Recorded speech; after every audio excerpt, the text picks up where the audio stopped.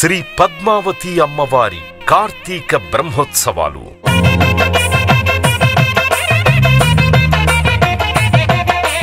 సింహవాహనం.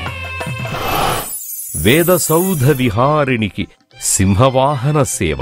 శ్రీ పద్మావతి అమ్మవారి కార్తీక బ్రహ్మోత్సవాలలో 3వ రోజు రాత్రి అమ్మవారు దయ, కరుణ, క్షమ మొదలైన దివ్యగుణాలతో విలసిల్లుతూ దుష్ట సంహారానికి, భక్తజన సంరక్షణకు సంకేతంగా సింహవాహనంపై పురవీధుల్లో ఊరేగుతారు.